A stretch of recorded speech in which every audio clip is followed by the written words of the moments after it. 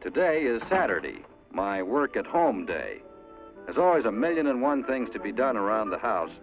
I get things started while Julia's out doing the shopping. There are 5 big neighborhood markets within a couple of blocks of our house. Ever wonder how mornings looked for the baby boomers back in the 1950s? Well, stick around because today we're taking a trip down memory lane to explore the morning routine of our grandparents. Trust me, you're in for a nostalgic ride. Number 20. Duck and cover drills. Back in the early 1950s, schools all across the United States were engaged in training students for a rather unexpected threat: atomic attacks. Picture this: students diving under their desks, covering their heads, all in a simulation of what should be done in case of a nuclear assault. It might sound absurd now, but it was a time of heightened tension during the Cold War. According to Alex Wellerstein, a historian specializing in science and nuclear weapons, this era forced the United States to confront the reality that it was no longer the sole nuclear power. The bomb, once seen as a strategic asset, suddenly became a potential threat. The duck and cover drills were part of President Harry S. Truman's Federal Civil Defense Administration program, aiming to educate the public on how ordinary people could protect themselves. Sure, the drills might seem easy to mock today. I mean, how could ducking and covering save you from a nuclear bomb, right? But Wellerstein argues that in certain scenarios, these drills could have actually helped. The psychological preparation and the sense of urgency instilled by these exercises might have played a crucial role in ensuring public safety during those uncertain times. So imagine starting your school day with a dive under your desk, not your typical morning routine. Number 19. Eating a breakfast of sugary cereals. Now let's dig into the breakfast habits of baby boomers in the 1950s, where the day often started with a bowl of sugary cereals. Picture this: breakfast cereal, a staple that millions of Americans reached for to kickstart their day. In fact, it was so popular that a whopping $7.7 billion worth of cereal was sold every year, making it the 4th highest-selling packaged good in U.S. retail stores. Now you might be thinking, who goes out for breakfast and orders a bowl of cereal? Well, in the 1950s, a substantial 31% of Americans who did eat breakfast reached for a bowl of cereal. And we're not talking about your plain old cornflakes. We're diving into the world of Captain Crunch, Trix, and other sweet delights. Back then, even unsweetened cornflakes had about a tablespoonful of sugar. Yes, you heard it right, a tablespoon. These sugary concoctions made from corn, wheat, or oats were practically being shoveled into the mouths of young kids across the nation. Now, you can probably imagine the hyperactive results. Not ideal to start the day. But hey, it wasn't all bad. The 1950s saw the birth of some of our most beloved cereals. With the rise of television and advertising, companies unleashed mascots like Tony the Tiger to capture the hearts of children with their sugary delights.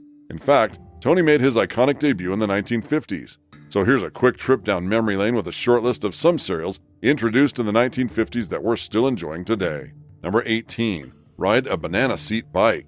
Imagine children pedaling their bikes through the neighborhood, the wind in their hair and not a helmet in sight. It was an era when scraped knees were a badge of honor, and youthful adventures were undertaken with pure exuberance. Helmets? Well, those became optional much later, and the concept of mandatory safety gear was still a distant thought. Bikes were an integral part of a child's life. They biked to the store, to their friends' houses, and of course to school. And all of this biking bliss happened with the wind whipping through their hair because, believe it or not, the modern-day bicycle helmet wasn't even a thing until 1985. Now let's talk about the star of the show, the banana seat bike. These iconic rides first hit the scene in 1963 thanks to the Schwinn Company. The Schwinn Stingray was the pioneer, featuring the banana seat and high-rise handlebars, giving it the look of a chopper motorcycle.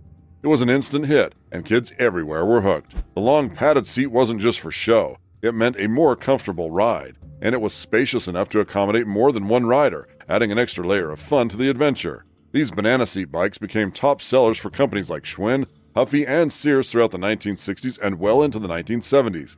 In the late 1970s, something exciting happened in California. Bicycle enthusiasts began modifying bike models for off-road use and trick performance. This movement marked the rise of BMX and mountain biking, where smaller, lighter bike frames, wheels, and seats were necessary for an optimum ride.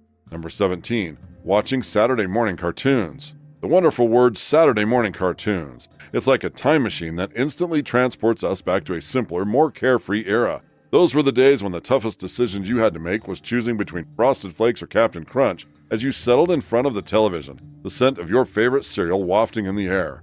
I can practically feel the nostalgia in the air as I recall the ritual of waking up early on a Saturday morning. Not because we had to, but because we wanted to. The excitement would start building up on Friday evening, knowing that the next morning promised hours of uninterrupted animation bliss. Armed with our favorite blanket and claiming the coziest spot on the couch, we embarked on a magical adventure that took us from the prehistoric bedrock with the Flintstones to the futuristic orbit city with the Jetsons. We raced along Speed Racer, solved mysteries with Scooby-Doo, and fought villains with the Powerpuff Girls.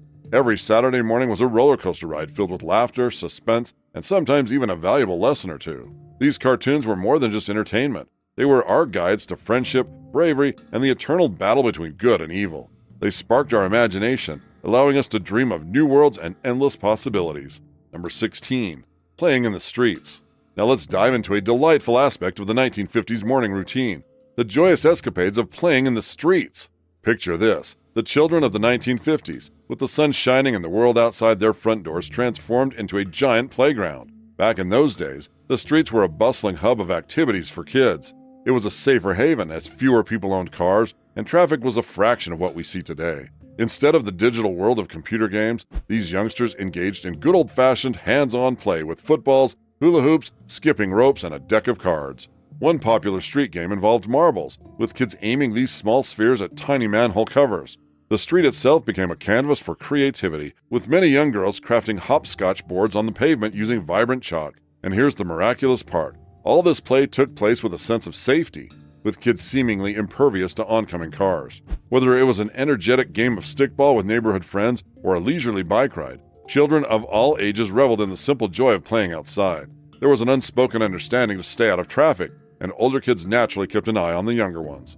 In this bygone era, motorists were accustomed to navigating through busy neighborhood streets with caution. The community looked out for one another's kids, creating an atmosphere of collective responsibility. It was a time when people paid more attention to the safety of the neighborhood children than to their phones. Oh, how times have changed. Number 15. Jumping on trampolines.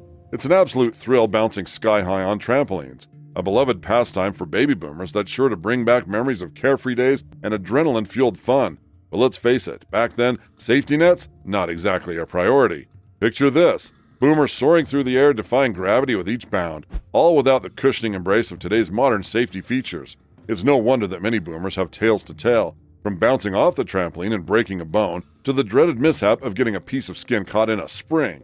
Ouch! But despite the risks, trampolines were an absolute blast, offering kids a thrilling outlet to expend their boundless energy. And for parents, it was a golden opportunity to sneak in a moment of peace and quiet while their little ones bounced away.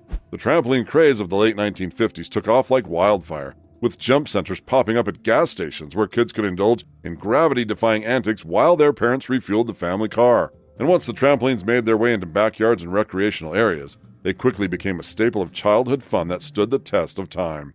Number 14. Saturday at the movies. I remember Saturday mornings, a time when kids eagerly flocked to the local movie theater, eyes wide with anticipation for the magic that awaited them at the ABC Minors children's film shows. Picture it: the era between 1957 and 1963, the pre-TV age when cinemas were the go-to weekend escape for young movie enthusiasts. The cinematic journey kicked off with a lively sing-along featuring pub standards like "My Old Man Said Follow the Van," accompanied by the bouncing ball prompt on the screen. And who could forget the rousing anthem, "We Are the ABC Miners," sung to the tune of a well-known military march. Anybody remember the title? Once the musical prelude concluded, it was time for the main event. The lineup included beloved cartoons featuring the misadventures of Bugs Bunny, Tom and Jerry, and more. A short Path pictorial documentary followed, providing a glimpse into the wider world. But the real excitement came with the serialized adventures of heroes like Zorro, Batman, pre-Robin, and Flash Gordon, black and white cliffhangers that kept kids on the edge of their seats. After a brief intermission, the pièce de résistance unfolded on the silver screen, a feature film that could either be monochrome or occasionally a thrilling burst of color. Classics like The Legion's Lost Patrol with Alan Ladd, The Alamo with John Wayne, and the swashbuckling Sinbad adventures graced the Saturday morning lineup. And let's not forget the economics of the day. A shilling or 5 pence covered the entrance fee, 6 pennies, a lion's ice lolly, 3 pennies, and bus fare on the 26 trolley between St. Saviour's and St. Peter's, 3 halfpence each way. Some savvy kids even opted for a stroll to save those precious bus fares and splurge on admission to the coveted circle. Of course, mischievous moments ensued in the theater, with kids in the circle occasionally dropping ice lolly sticks and other sticky objects onto their counterparts below in the stalls. Number 13. Eating a lot of sugary candy. Now let's talk about a sweet tooth that could rival Willy Wonka's factory. the sugar-fueled candy craze that defined the snacking habits of baby boomers. In the candy wonderland of the 1950s, options were limited only by the bounds of sugary imagination and, of course, the budget. Penny candy, once a steadfast favorite, was making way for a new generation of confections. Enter the scene sweet and sour delights like Starburst and Pixie Sticks, essentially a tube of pure sugar ready for consumption. Atomic firebombs set taste buds ablaze. Candy necklaces allowed you to wear your treats fashionably, and peanut M&Ms added a nutty twist to the sugary symphony. Gum, too, was a sugar-loaded affair, much to the chagrin of dentists across America. But who could resist the allure of candy makers' creations? The candy landscape of the 1950s was a testament to the post-war optimism and the burgeoning American consumer culture. Colorful wrappers adorned classics like Peeps, satellite wafers, and hot tamales, captivating the hearts and taste buds of boomers. Neighborhood corner stores and dime shops became treasure troves for children armed with allowances, ready to splurge on penny candies, jawbreakers, and licorice twists. Candy bars, with their catchy slogans and jingles, became an integral part of American culture, a moment of sweetness in the midst of an era marked by rapid change and emerging trends. Number 12, skating. Now let's roll back in time, not on wheels, but on skates. One of the most popular pastimes for baby boomers was the joy of skating, be it on roller rinks or icy ponds. Young ladies donned skirts while young men sported their finest trousers, all part of the stylish skating ensemble. Picture this. Boot skates were a new invention, and some still clung to the adjustable skates with a handy key. There's a curious detail. These skates didn't come with stoppers. So what was the go-to method for slowing down? Well, dragging a leg on the ground was the norm, a graceful maneuver in its own right. Of course, crashing into something was another option, although not exactly recommended by the skating experts. In the 1950s, the baby boom generation turned roller skating into a suburban sensation. Number 11, going to school. There is nothing more familiar than the routine of going off to school, a cornerstone of every baby boomer's upbringing. In the 1950s, the journey to elementary school was a mix of foot powder, bicycles, buses, or the occasional car ride. With the school day kicking off at either 8 or 8:30 in the morning, students filtered into their classrooms ready for a day of learning. Classrooms, bustling with 30 to 40 students, were devoid of today's technological distractions. No TVs, computers, or phones, just the eager faces of students and their trusty teacher. Before diving into academics, the class would gather to recite the Pledge of Allegiance, a daily ritual that instilled a sense of patriotism and unity. Come mid-morning, it was time for a brief outdoor recess, 15 or 20 minutes of freedom to stretch legs and socialize before returning to the classroom grind. And let's not forget the synchronized restroom breaks, where the entire class would line up in the hallway for a group bathroom excursion.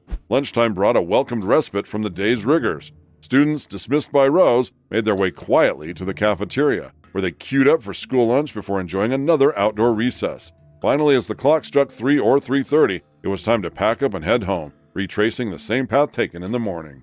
Number 10, chores. Now let's talk about another integral part of growing up in the 1950s, chores. Children were expected to lend a hand around the house, pitching in with the tasks like dusting, vacuuming, taking out the trash, and more. And here's the kicker. There were no rewards for completing chores. It was simply part of being a contributing member of the family. Gender roles played a significant role in chore distribution, with girls taking on tasks like dishes, setting the table, and even cooking and laundry by the age of 10. Meanwhile, boys tackled outdoor chores like mowing the lawn and helping maintain the family car. While the chores may have been stereotypical, they instilled a sense of responsibility and pride in every child. Indeed, chores were more than just household tasks. They were valuable lessons in responsibility, teamwork, and the importance of contributing to the family unit. Number 9. Going to a friend's house unescorted. Back in the 50s, organizing a playdate wasn't a strategic operation requiring extensive planning and background check. It was as simple as hollering to mom, "I'm going to so-and-so's," and off you went to your friend's house, either on foot or riding your trusty bike. Kids had the freedom to come and go with minimal restrictions, reveling in hours of unsupervised play. In those close-knit neighborhoods, best friends often lived within walking distance, eliminating the need for prearranged playdates. You didn't need an appointment to see your pals. You just showed up, hung out, and maybe even stayed for dinner. Children navigated their own way to a friend's house, sometimes spending the entire day or evening there. Forget about cell phones and the internet. Parents didn't always know their kids' whereabouts. When it was time to return home, moms resorted to the classic method of calling around to different parents until they located their wandering children. Number 8. Hanging out in the candy stores. It was a real haven for kids in the 1950s. For just a few pennies, you could liberate yourself and indulge in all the forbidden sweets your mom strictly prohibited at home. Sneaking your sugar-laden treasures home in small paper bags became an art form. However, these sweet heavens weren't just about satisfying your sweet tooth.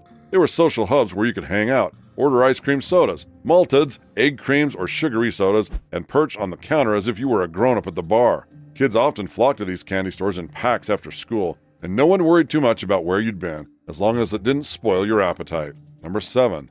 Watching on black and white television. If you're part of the younger generations like Gen Y and Gen Z, or millennials, you might be scratching your heads when the older folks reminisce about classic TV shows. These shows may be foreign to you, but for baby boomers, growing up in the 1950s, they were the epitome of entertainment. I Love Lucy was a beloved sitcom featuring Lucille Ball, her real-life husband Desi Arnaz, and their quirky neighbors Ethel and Fred. Then there was the Davy Crockett Show, which immortalized the legendary frontiersman Davy Crockett, complete with every little boy's must-have accessory, a coonskin cap. Lassie captured the hearts of viewers with its heartwarming tales of a heroic collie rescuing little Timmy from various predicaments. These classic shows may be hard to come by on cable nowadays, but thanks to streaming platforms like Hulu, you're just a click away. In the 1950s, television was a relatively new phenomenon, and most programming was broadcast live. Viewers were treated to a variety of genres, from westerns and game shows to comedy and cartoons. TV stations would kick off their broadcasts around mid-morning, often starting with the feathered Indian head test pattern to help viewers adjust their set's gray values and picture sizes. Serialized shows were a staple of 1950s television, enticing audiences to tune in day after day to catch the next installment. While television truly didn't take off until the 1950s, it quickly became a central form of entertainment for households across America.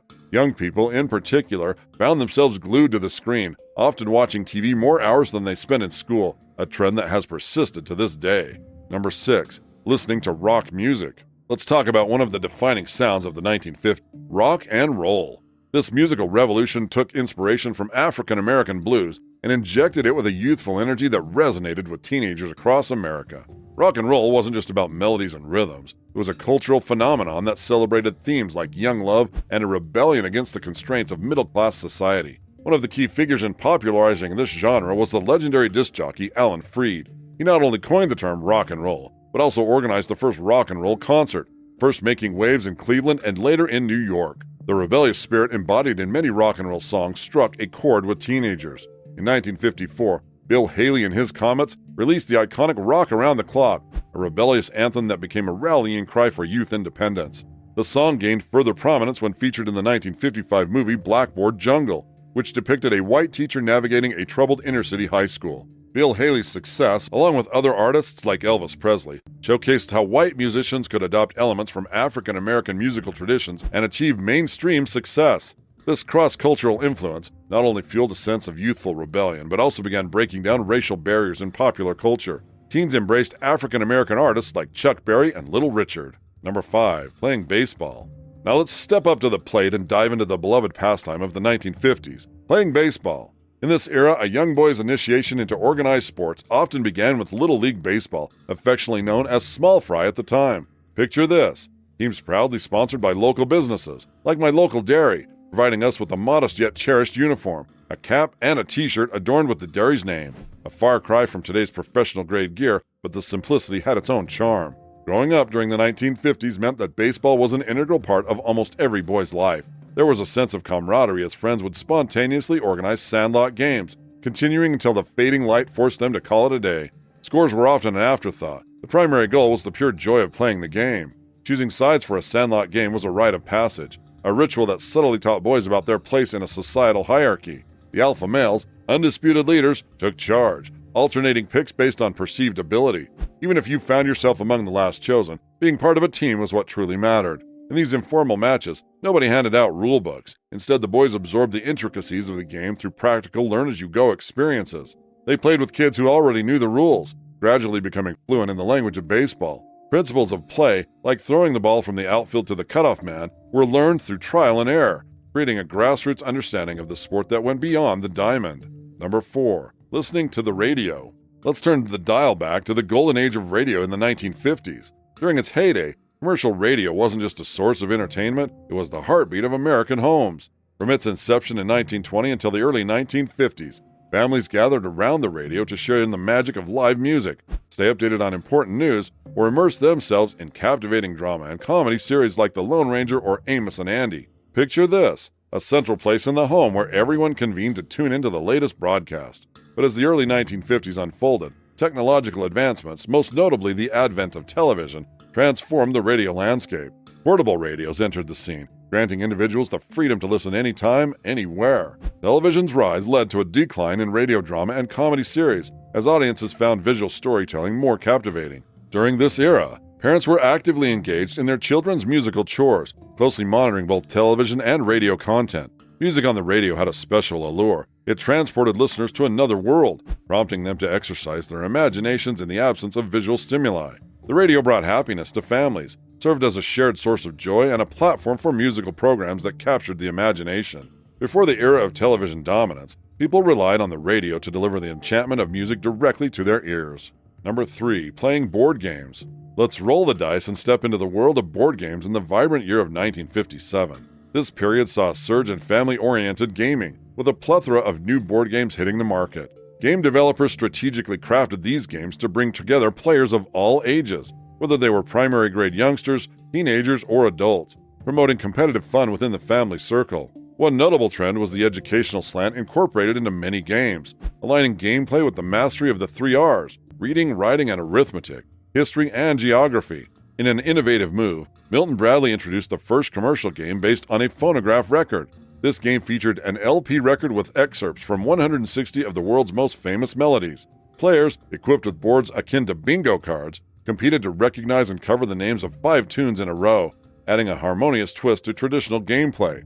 Education-centric games were on the rise, with Steps to Learning leading the charge. This integrated series of games aimed to teach preschool and primary-grade youngsters the fundamentals of shapes, forms, clocks, calendars, and arithmetic. Adding a slice of creativity to education, fractions are easy as pie turned learning into a delicious game. Sections of cardboard pies were utilized in pie plates, combining a love for fractions with a love for pie. For those seeking a quiz-oriented challenge, Go to the Head of the Class became a family favorite. Featuring 3 levels of quiz questions, this game engaged players in fun and educational competition. Lastly, an indoor version of the childhood pastime, Take a Giant Step, made its debut. Originally avoided outdoors due to traffic hazards, this game marked the board with steps of various sizes. Number 2. Waiting for the ice cream truck. We all know the iconic ice cream truck. It rolls down the street, spreading joy and anticipation with its cheerful jingle. For many, the ice cream truck is more than just a mobile freezer on wheels. It's a cherished symbol of childhood summers and carefree moments spent in the sun. The history of the ice cream truck traces back to the early 1900s, when vendors roamed the streets pushing carts filled with frozen delights. But it wasn't until the 1950s and 60s that these trucks became a common sight, coinciding with the rise of suburban neighborhoods and the widespread use of automobiles. As suburban communities flourished, so did the popularity of the ice cream truck, becoming an integral part of American culture. For those lucky enough to grow up with ice cream trucks, the memories are vivid and unforgettable. The moment you hear that familiar jingle, it's a race to gather your spare change and dash outside to join the queue of eager kids. The selection of treats seemed endless, from classic fudgesicles and rocket pops to tantalizing choco tacos and ice cream sandwiches. The hardest decision of the day was choosing just one. Even for those who didn't experience the joy of chasing after the ice cream truck, the nostalgia is universal. The sound of the jingle evokes a sense of excitement and longing for simpler times, where the biggest worry was whether to indulge in a chocolate-dipped cone or a refreshing popsicle. The ice cream truck represents more than just frozen treats. It's a beacon of happiness and a reminder of the innocence of childhood summers. Number 1. Hanging out at soda fountains. It brings back nostalgic memories of days gone by, those simpler times when the soda fountain reigned supreme. For some, it may seem like ancient history, but for those who remember, it's a cherished memory of carefree afternoons spent at Woolworth's Five and Dime or the local diner. Back in the day, a trip to the soda fountain was an easy sell. You didn't need much convincing to tag along with Mom while she did her shopping, and once you arrived, the possibilities were endless. You could perch yourself on a stool and marvel at the array of soda flavors, each one promising a delicious adventure. And let's not forget the soda jerk. No, not someone with poor customer service skills, but rather the skilled individual behind the counter tasked with crafting the perfect soda concoction.